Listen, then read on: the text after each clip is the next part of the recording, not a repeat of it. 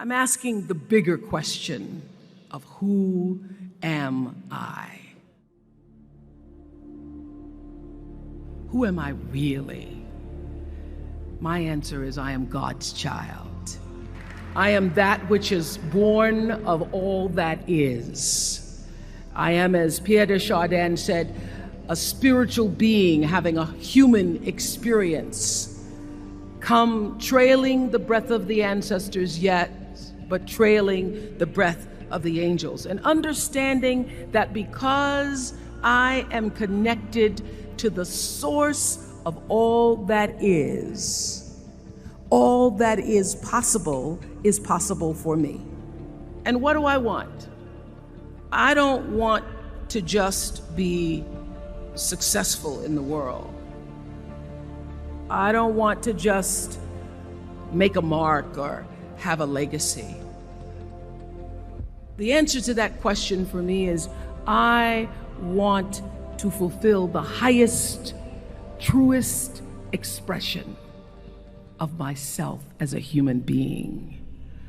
I want to fulfill the promise that the Creator dreamed when He dreamed the cells that made up me. What do I want? You must have some kind of vision for your life. Even if you don't know the plan, you have to have a direction in which you choose to go. I never was the kind of woman who liked to get in a car and just go for a ride. You want to be in the driver's seat of your own life, because if you're not, life will drive you. Knowing who you really are in this space and time that we embody. That's number one. What do you want? Who are you? Number two, you must find a way to serve. Martin Luther King said that not everybody can be famous, but everybody can be great, because greatness is determined by service. Now, we live in a world where everybody wants to be famous and where we admire people for just being famous. We think being known brings us value. The truth is, all of that will fade in time. Service and the significance that you bring to your service is that which is lasting. So to be able to, whatever your occupation or job or talent or gift is, our honorees today getting doctorate degrees, to apparently opposite fields, HIV and AIDS and the spoken word.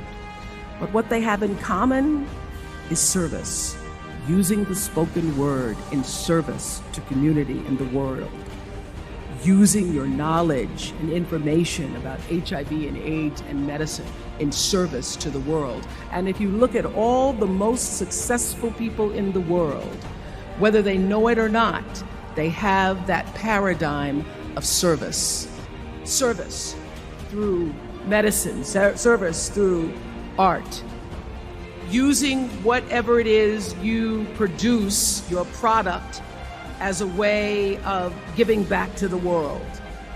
When you shift the paradigm of whatever it is you choose to do to service, and you bring significance to that, success will, I promise you, follow you. Be excellent.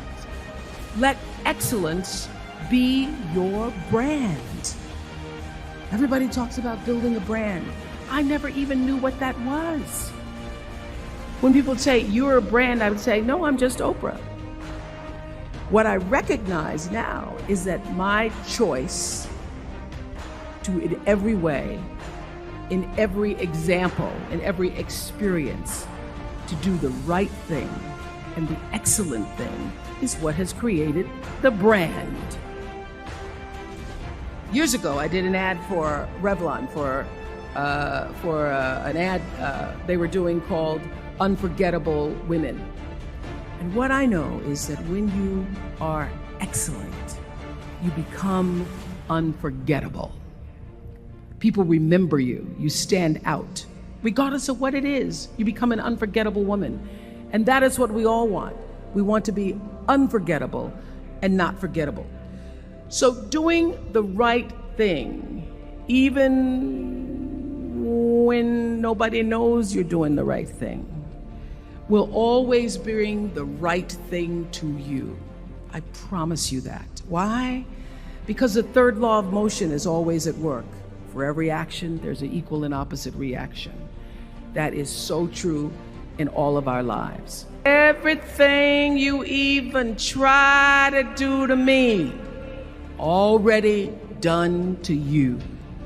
So you don't have to worry about revenge or getting back at somebody, making sure they pay.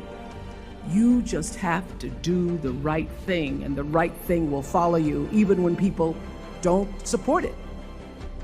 I remember many times on my show. There are many shows y'all never saw. And the reason you didn't see them is because I got the last vote.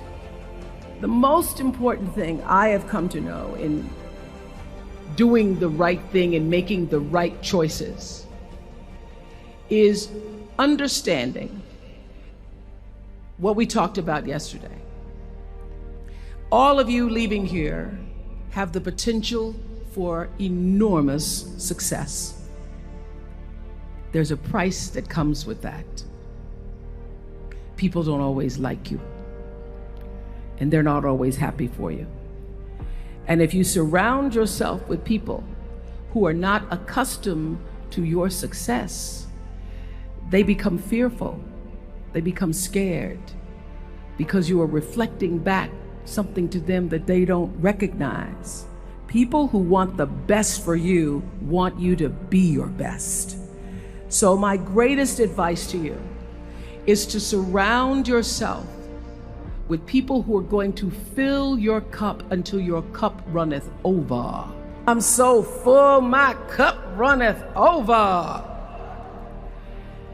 And to know that once your cup runneth over, you cannot spend your life with your gallon-size offerings, offering them to pint-sized people.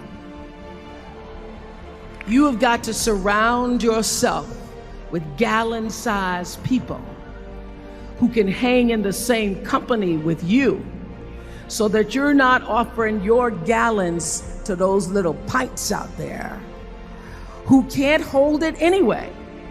The biggest choices begin and end with you, your internal big questions. Who do I want to be in the world?